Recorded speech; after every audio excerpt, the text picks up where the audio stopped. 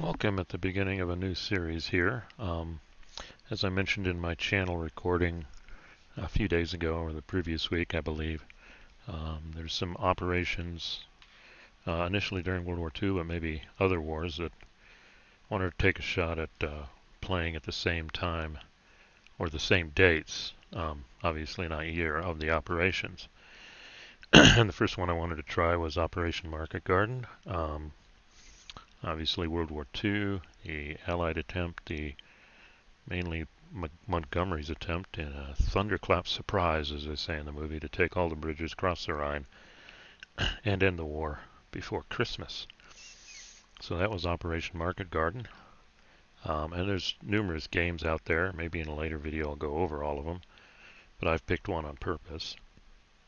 And Market Garden started on September 17th. It's September 16th right now. So I'm going to use this as an opportunity to take a look at the game, review the rules, and get ready for day one, hopefully tomorrow, of Operation Market Garden. Here's Wikipedia. It gives you all the details. From a history point of view, maybe I'll cover that as we go, but it's pretty well known to wargamers and World War II buffs. So tomorrow is the start date. So the big thing was choosing what game to do this with, and there's a number of games out there, like I said, but the one I'm going to choose kind of goes back, well, way back to my teenage years. Kind of considered a classic maybe by some people. Part of the Westwall Quad from Simulation Publications Incorporated, published in 1976. There were 4 battles: Arnhem, which is pretty much Market Garden, the entire battle; Hurtgen Forest, Bastogne, and Remagen, the bridge over the Remagen. I'm going to look at this, and maybe that was in November. Bastogne, I'm actually going to use the Battle for Ardennes quad from SPI. And, well, this is in March. It's pretty far off. Maybe I'll look at that too. But for now, the big 2 battles I want to cover are the Market Garden and Battle of the Bulge. And maybe there's something in between. So let's talk about the game here. Like I said, it came out in '76. I believe they came out with a remake a few years later called A Bridge Too Far, I think, at the same time as the movie, where it was just this operation. But we're going to be using the rules, the standard rules, and then the exclusive rules for Westwall, and then exclusive rules for Arnhem. And the rules themselves, they go back to, I think it was Napoleon at Waterloo system. Going to see some similarities to the early SPI games, the way they do things, but there's enough tweaks here to cause me, as I've been wargaming for a while, to stumble, because I'm not used to seeing these kind of rules in other games, or more modern games. Another one I'm in is the Library of Napoleonic Battles. That actually, its heritage came out of Napoleon at Waterloo too, so even there we may see some similarity. So kicking off here, I've got the exclusive rules up here in the standard rules in PDF. The interesting remark I see right away is the game has been designed to ensure maximum playability and maximum reality, in that order. So back then it's the game followed by, hey, let's simulate reality, but most of all we want playability. Interesting design philosophy back and forth over the decades with war games, but this one stresses more playability here. Looking at the game, it's got a 22 by 17 map, hexagonal grid, gauge charts and tables. Here's your standard playing pieces right here. Over here I have notes. That's how I like to learn a game too. So, I mean, the big things we're going to see are 50 meters to 2,000 meters. Each game turn is 1 day, 24 hours. Looks like battalion-sized units, attack, defense, movement, except for artillery, and this is a common format you saw in spy games of the time. Artillery had a barrage strength for offense, final protective fire for defense, for other units, and a range. And if the artillery unit was attacked by itself or attacked directly from adjacent units, it defended with a 1. So, and then it had a movement of 7. And if we come over here, we do see all of these are defined, different size units, etc. Standard stuff here. Yeah, nothing out of the range allowance. There is no line of sight. Basically, the artillery is called in probably over radio or phone, so they don't have to have line of sight on their target, which was true back then. Yeah, here's the parts inventory. Setting up the game, we'll see towards the end when we get the exclusive rules that actually the U.S. The Allied units drop in, and there's only a handful of German units on the board at the time at the start of the game. So moving down, let's look at the sequence of play. Again, pretty standard movement phase, and reinforcements come on board during the movement phase via their entry hexes. Combat phase, we begin to see the process here. Attacker calculates all the units and strength. Attacker adds in any barrage or air support. Air support is present in this game depending on the weather, and it acts like artillery. Then the defender can allocate their artillery final protective fire, and then we do a combat differential. That was what they used back then too, before, or in lieu of odds. A lot of spy games and even decision games, I think, sometimes use this. They use the combat differential, and then you roll a die. The interesting thing is terrain effects come in here via the combat results table. So instead of terrain doing doubling, halving, whatever that you're used to, instead you use a different table depending on what terrain you're in, and you can see the most advantageous to the attackers if the defender's in clear mixed, and then it works its way to rough. Well, woods, this is pretty tough. No, woods. Let's see, that one looks the toughest. So rough is a nice defensive place here. We see combat results too, pretty standard. Attacker eliminated, defender eliminated. Attacker retreats 1 or 2. Defender retreats 1, 2, 3, or 4. There's advanced after combat, we'll see, and then both retreat. But defender first. That's important if there are Zocs in the way and they can't retreat. So it's an important point. The defender retreats first. Alright, then we come into, there's the sequence of play. But then we look at movement. Let's see if I've got those here.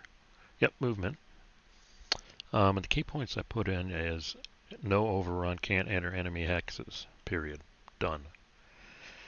May never expend more MPs than allowance, so therefore you're not always allowed to move 1 hex, in theory.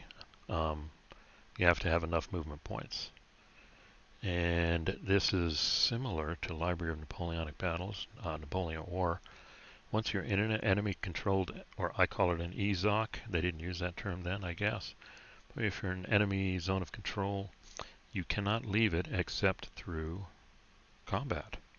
Retreat, advanced, elimination, etc. So, zones of control that are binding, that's number 1. That's a big one. And they also point out in here that there is no supply. You're going to use a line of communication, but that's mainly for victory points. But there is no concept of supply here. Everybody is in supply the whole game. So just moving on here, I think terrain and movement's pretty standard. Movement by cost cumulative. Road hexes are 1/2 MP if contiguous. Trail hexes are 1 MP. Now this is important. Armored, recon, mech. I was even watching an online playthrough of this and they got this wrong.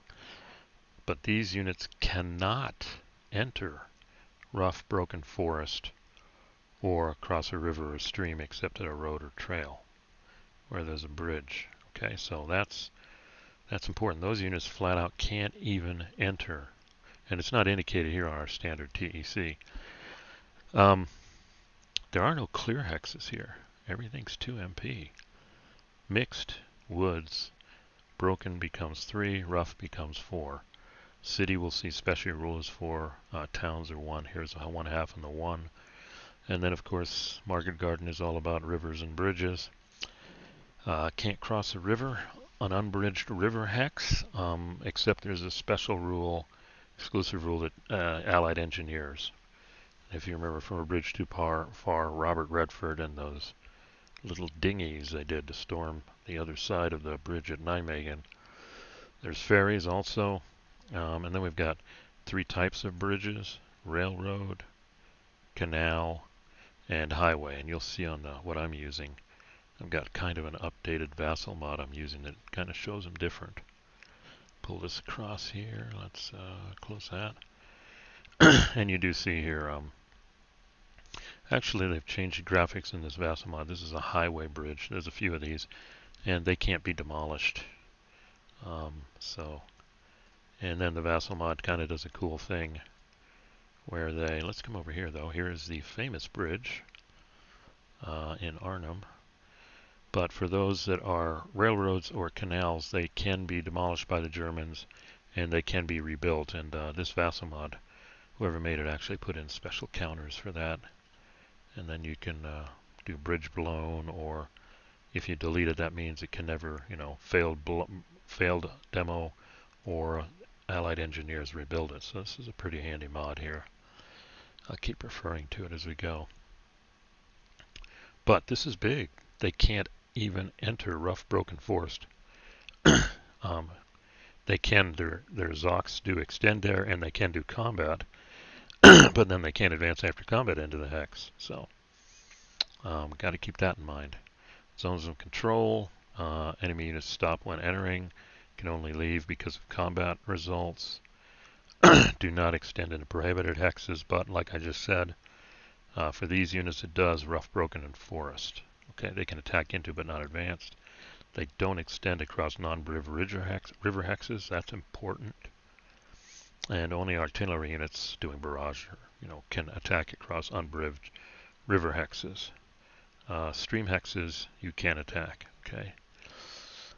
And just to know the difference, the river hexes actually have the black lines, and then the stream, like this, looks like a stream.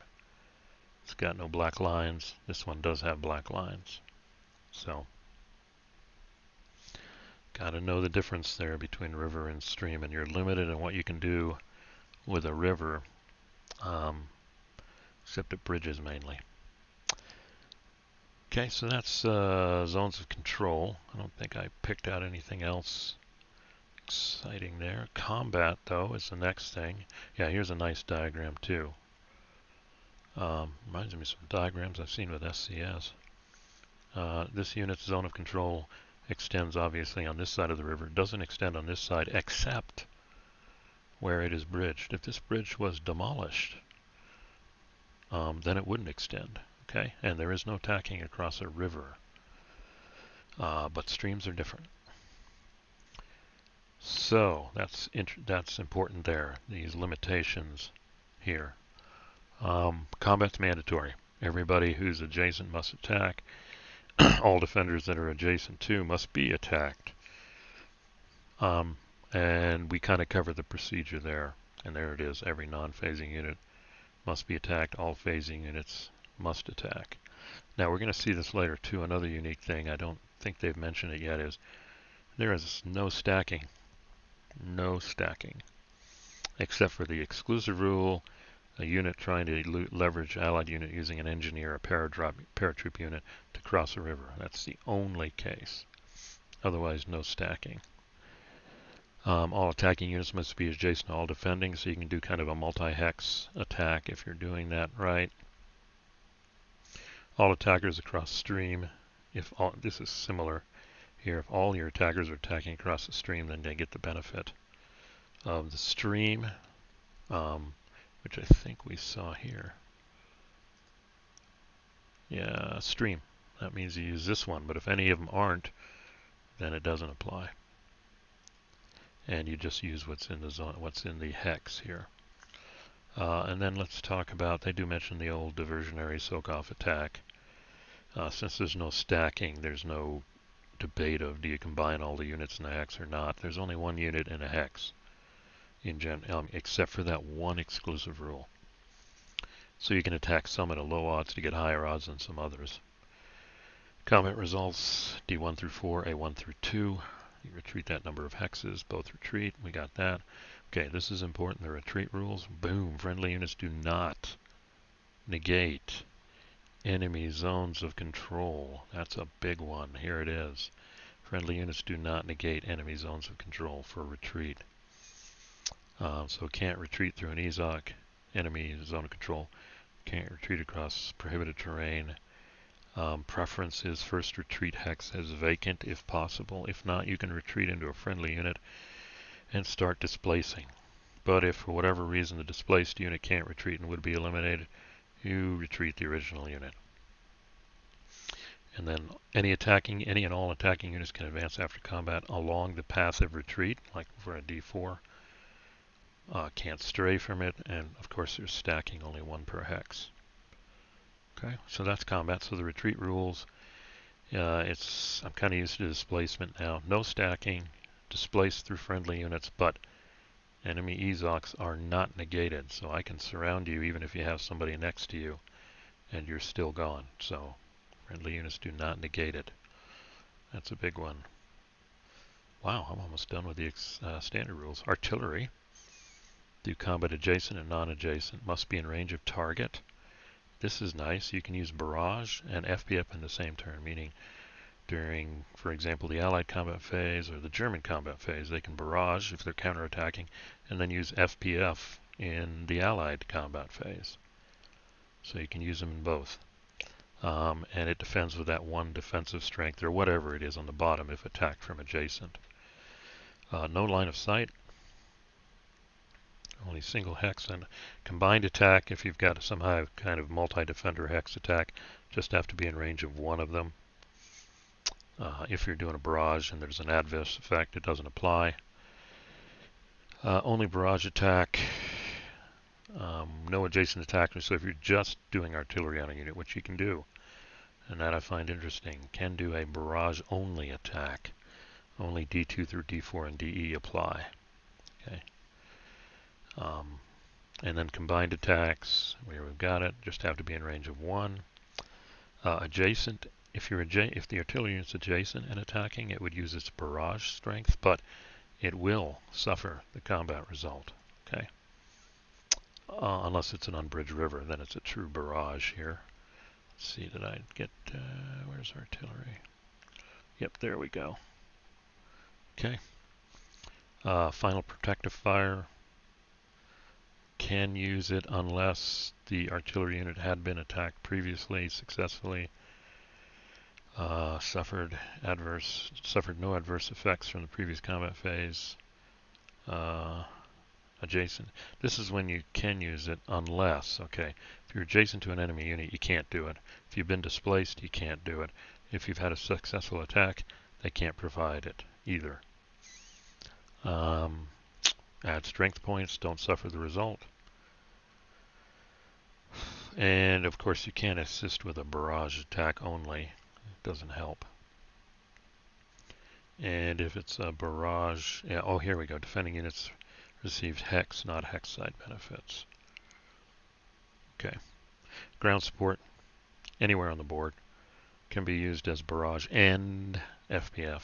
Uses both, but not accumulated. Use or lose. And in the optional rules, we'll see in the exclusive rules, weather can affect them. So let's come across here though and look at the exclusive rules. And there's a number of them. We got through here. So now we've got the Arnhem exclusive rules. And city hexes are treated like town hexes with the following, I wouldn't call it exceptions, but additions. If a unit is defending in a city hex, yeah, it's over here, you subtract 2 from the retreat. So if you're attacking out of a city, short of an attacker eliminated, you ignore A1 and A2. That's interesting. That's pretty much how Johnny Frost is going to stay in Arnhem, because he is surrounded. He has to attack all the units around him. If there's too many, that could be a problem. But as long as getting A1 and A2 results, Johnny Frost doesn't have to retreat. A defender in a city ignores D1, D2, and ignores a BR. If both the attacker and defender are in a city, then they both ignore the BR. If get a D3, must retreat at least 1 hex, D4 2 hexes. Eliminated is eliminated. Airborne artillery, though, receives no reduction, so don't put them in the city. Now, the qualifier here is if surrounded by enemy zones of control in the city hex, you must retreat normally, unless you're an airborne unit. That's a key one. Again, this is so Johnny Frost can hang out in Arnhem. Okay? So this you got to think about. So the German units, in general, the German ground units, the way you get them out of a city hex is you surround them with EZOCs, and then they don't get the city benefit. So that's a big one here, the cities. And we did see that cities are, yeah, this darker color. Towns are silver, cities are black-ish. All right, so that's one. City hexes. That's a new kind of from the standard rules. And this whole, it's all about bridges here. And notice it's only canal and rail bridge. It's not the highway bridges, the handful of highway bridges. So first time an Allied unit moves adjacent, Germans can try to demolish. Moves adjacent to a rail or canal bridge, they can roll. And it's optional, they don't have to, but 1 or 2 it's success, 3 to 6 it fails, and you can't try and demolish it ever again. Highway bridges can't be demolished. Canal bridges, not rail bridges, but canal bridges can be repaired by the Allied engineer unit. There's only one. Okay. So canal bridge, oops, let's see what that looks like. So, I mean, he's got his, whoever made this got this things, but this is along a canal here. This is a railroad bridge. This can't be rebuilt if it's demolished, but this can be rebuilt by Allied engineer, a canal bridge. Highway bridge, not an issue since you can't demolish it. So what can an engineer unit do, the one Allied engineer? A, it can repair a previous demolished canal bridge, and the rules are basically adjacent to the hex, the entire German player turn, no enemy zones of control present, and it's repaired for the rest of the game. Okay. So if the Germans have been pushed away, then the engineers can rebuild it. The other thing they can do, like right out of the movie, what happened in real life, is that crossing of the, I forgot the name of the river, by Nijmegen, so they could get to the other side. Let's see if I've got Nijmegen here. That's Arnhem. Here's Nijmegen. Yeah, so somehow they, I don't know where they exactly crossed. They probably crossed somewhere here, or they could have put the engineer and crossed here. Or it could be here, crossed here and came back. Either way. Units of the 82nd, led by Robert Redford, crossed over and were able to attack now from both sides of the bridge. And if you look at that, that's what happens here. I could surround this unit here, and the city rule says subtract 2 unless surrounded by EZOCs. Well, guess what? My EZOCs don't cross here, so the unit is free. So it does get the 2 benefit. But as long as I put somebody here, here, or here, then truly surrounded don't get the retreat benefit, the city retreat benefit. So that would be the way to storm a bridge like that. And there, it can assist with a river crossing. Adjacent to a river hex, free of enemy zones of control, only airborne and glider infantry can now pass through. No additional cost. If they're passing through and landing in EZOC, then they're done. Let's say I had the engineer unit. And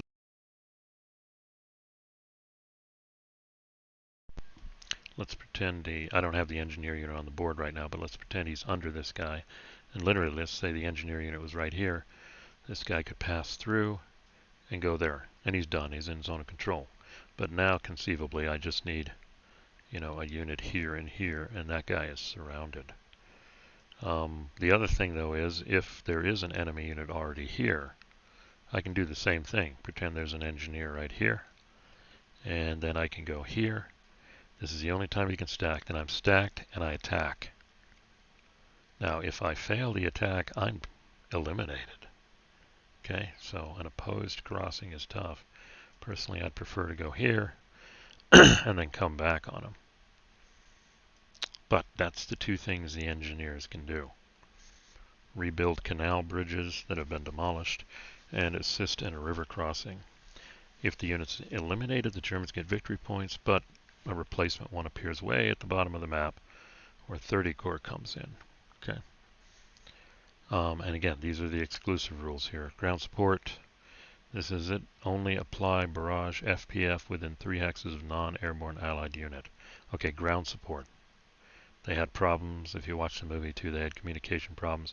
So the air support can only be within 3 hexes of 30 Corps. And you cannot apply more than, this is an interesting limit, 2 artillery units in a single FPF or barrage, neither player. Let's see, they talk about how units reinforcements appear. Your standard on the board, 30 Corps and Germans. It's the usual, they appear on the edge of a map. You kind of line them up, and then they all come in normally along a road. Can't enter where there's an enemy occupied hex, but they can do 1 or 2 or 3 over. If they enter an enemy EZOC, they're stuck, and the units behind them can flow around them. There we go. If they're blocked, they can go around them. But the player can sit on reinforcements and wait if they want. Airborne reinforcements are unique, though. They land a stick. A group of them land on a certain hex, and then you got to kind of spread them out a little. And then there's a drop zone counter, too. That's on the board. Let me show you that here. Let's see, let's get rid of that here. So here we see these units already set up for their initial landing, except for the ones I stole. I don't know where I got him from. Oh, I got him from right there. Okay, so actually the initial setup says this hex, this is a historical, this hex. And before I do anything, you have to place them because they can't stack, so now I have to place them within 1 hex of here, within 1 hex of here. And that's similar to what happens with the reinforcements.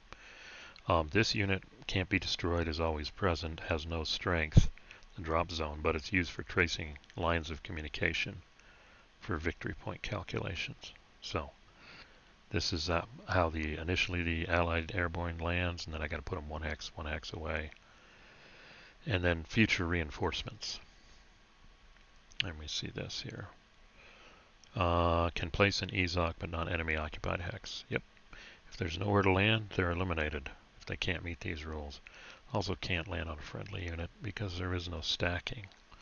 And this is interesting. Turn of arrival, they only have 3 movement points.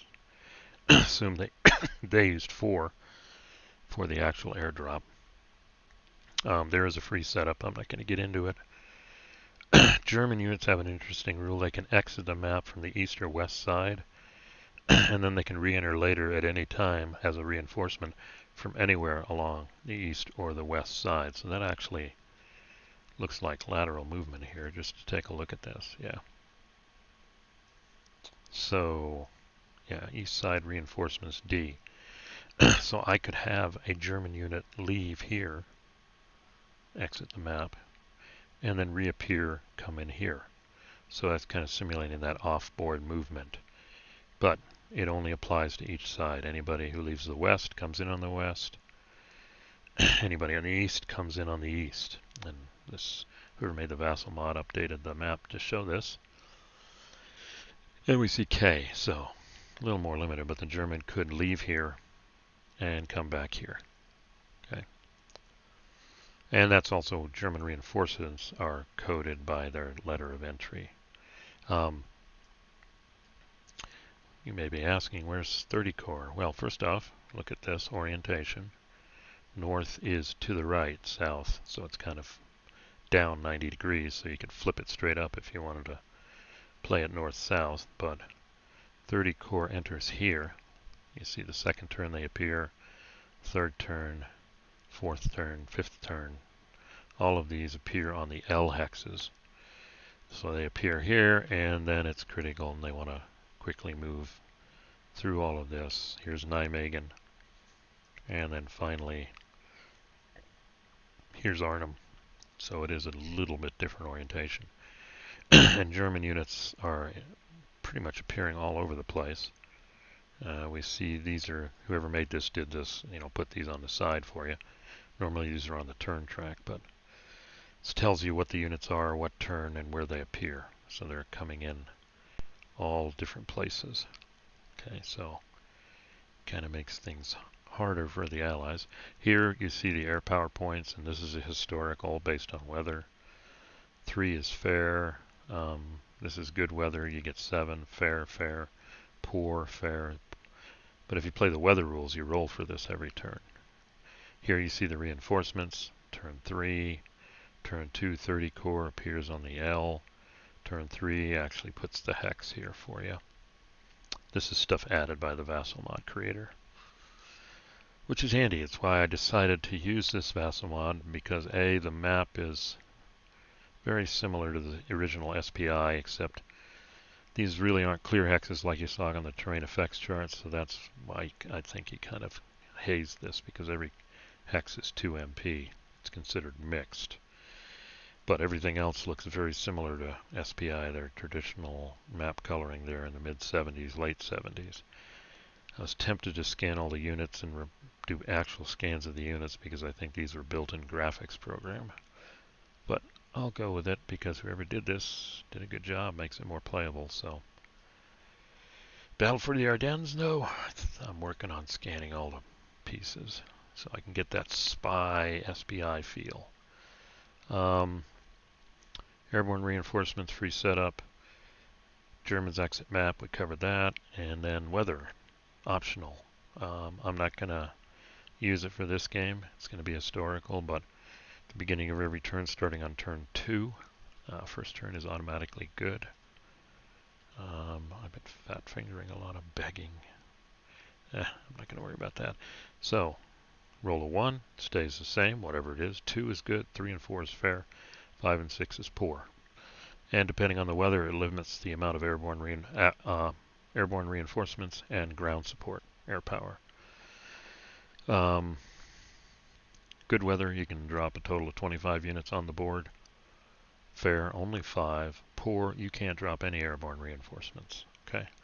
Now, in the historical scenario, historical weather, that's figured into the reinforcement track too. Ground support, good, 7. Fair, 3. Poor, no. Okay. And that's it for that. Let's talk about victory here. This is the goal here. I think I can do this now. I mean, it's in here. You can get these rules on BGG, all sorts of places. You see 2 scenarios: the historical and the free deployment scenario. Like I said, I'm doing all historical. But just to take a look at here, we didn't cover, this is a big one, lines of communication. Actually, let me cover that one first, because that goes right into victory points. And these are notes from the thing here. All Allied units subject to looking at a line of communication at the end of the German turn, mainly from the point of view of the Germans, get victory points. Allied units with no line of communication at the end of a German turn, 3 VPs, each unit in that condition, that have it.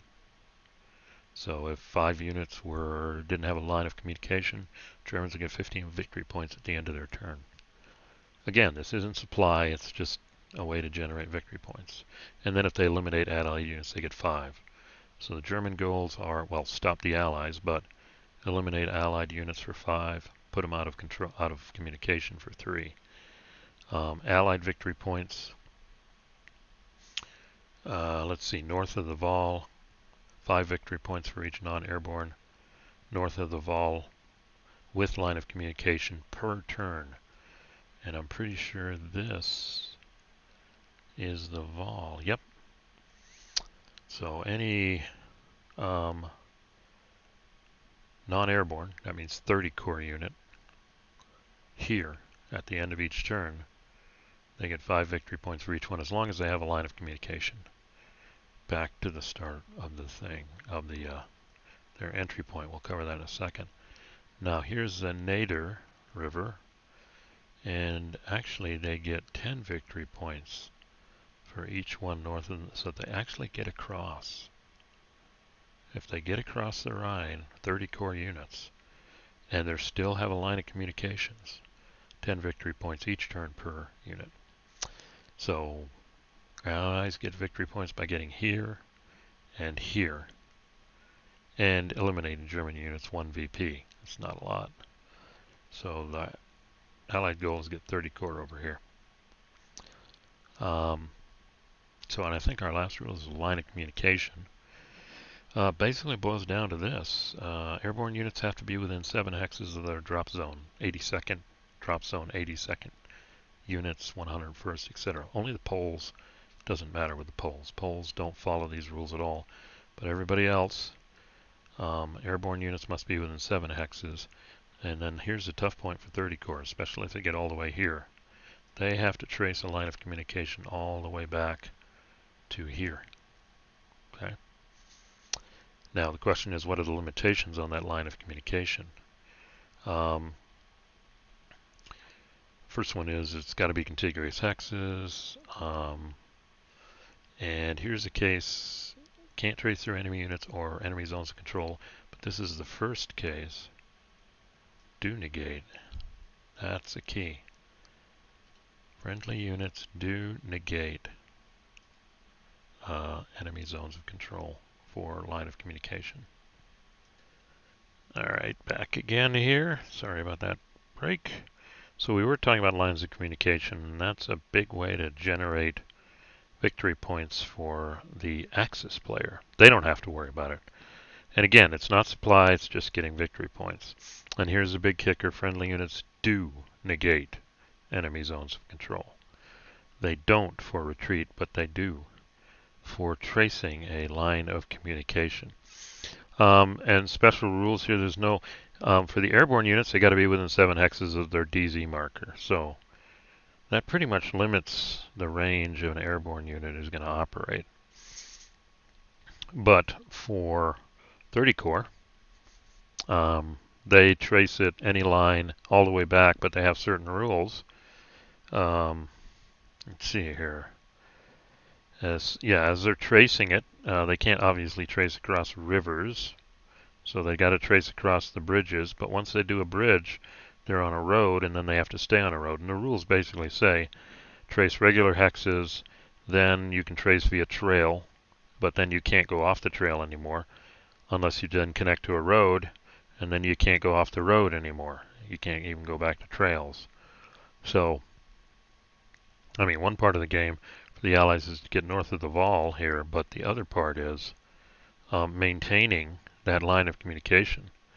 And with the airborne units tied within 7 hexes of their DZ, it sounds like they're going to be mainly used for that, maintaining those lines. I was watching a game online, and there were like Allied units here and a German unit here. And all the German unit had to do is go 1, 2. And then boom. All of 30 corps was out of communication.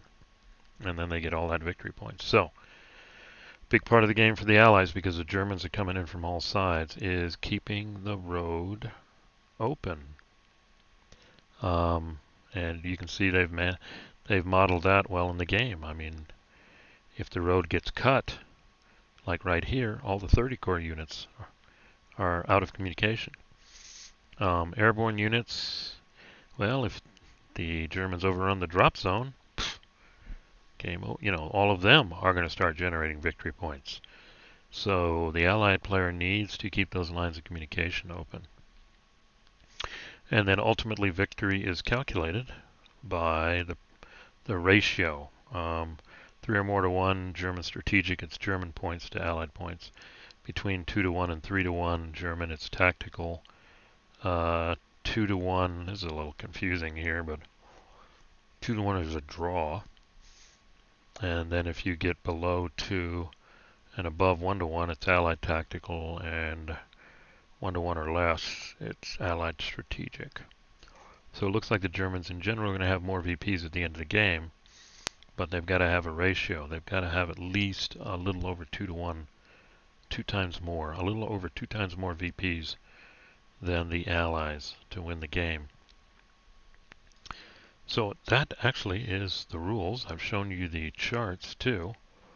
Just a quick, let me see if I can do this here. Zoom out, full screen. Yeah, so in general, 30 cores coming in here starting on turn 2. We see here the 101st, and the first turn what's going to happen is we're going to move them so they're not stacked anymore. And then all these units, the allies are the first player, have 3 movement points because the turn they drop, they lose the first 4, they have 3. So the 101st goal is perhaps up here to hold these bridges, but over here to keep these bridges clear to allow 30 core now to proceed down here. So you see the 101st worrying about here. And then there's this whole area here that has to be protected ultimately once 30 core passes by. 1, 2, 3, 4, 5, 6, 7. 1, 2, 3, 4, 5, 6, 7. Yeah, the nearest DZ is over here, so this is going to be a gap here.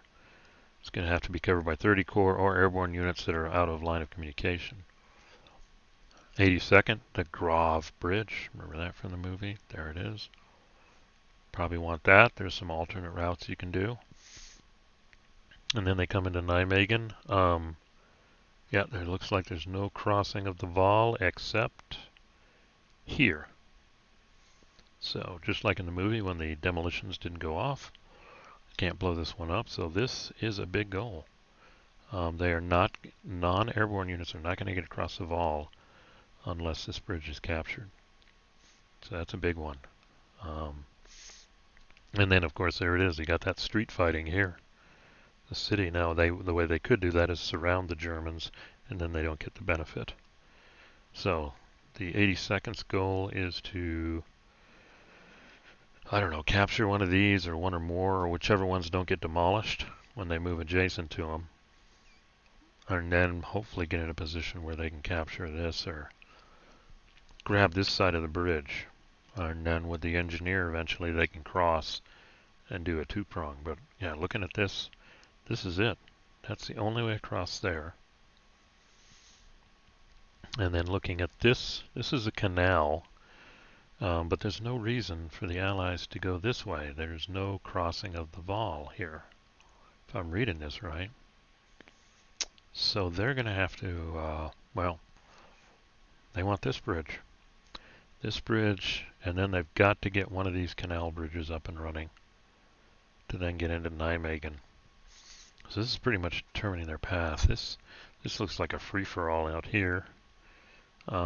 There's no limitation. Yeah, it's a Grave Bridge, and then one of these canal bridges, and then one of these canal bridges. Okay.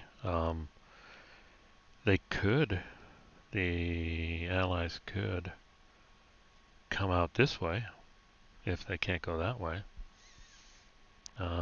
But actually the shortest route looks like this, and protect this road. This looks like the road here. Up through here. That's pretty much it, and then they're going to get there. And here's how we simulate Johnny Frost. One of these units can start here, and then the other ones have to be here, here, or here, these guys. But with 3 MP, guess what? Johnny's right here. It costs 1 to go here on a trail, 2, 3. And there we go. Johnny Frost. But guess what? The nearest other unit could be this guy behind him, would be 1, 2, 3. But then he's in the open. And does that railroad bridge get blown up? Okay, so we can get Johnny in here, but the question is, I don't have enough movement points to set up a line here, it looks like. And one of the German goals may be to isolate the main body of the Red Devils from Johnny Frost here in Arnhem. And then, of course, in comes the SS Panzer divisions as reinforcements. So, and then I think up here you have to anticipate where the German reinforcements come and somehow block them. Yeah. So F is an entry point. That's pretty far away. This one is a concerning entry point. It's on the back side of the DZ, so we have to defend against this. We have to defend the back end here. We have to get to Arnhem, and we have to, if we can somehow get into these hexes, that would be great. And then wait for 30 Corps to arrive, hopefully. Like I said, 82nd, this bridge is critical. One of these canal bridges also, and the Grave Bridge here, which it looks like they can secure. One guy can go here, one guy can go here, And presto magico, we've got both sides of the bridge. And then here we did talk about, now the only thing I don't have a great feel for is German reinforcements. See, this is 2, 3, 3, 1, turn 1. So this guy will appear at E right here. That's a ferry. Okay, so that's a way across if they want to get there. They can't get down here, or they'll come up here and maybe assist with clearing Arnhem. Or they can come down here and assist with Nijmegen. 5, 3, 2. Here's a 1 for F. Oh, these are big units. SS Panzer. Well, that's Panzer Grenadier. And they're appearing coming down through here. So they could help potentially counterattack there. Here's another one appearing on the back side. It's interesting. And let's see what's up here. This is a guy whoever made this is pretty cool. These come in right away on the H, right here behind Best. These are big, but it's not until here. I don't know why anybody would come in here. You're kind of stuck. And then we got 7 and 8. And then the Allied reinforcements. Turn 2, more of the Red Devils. Looks like another regiment.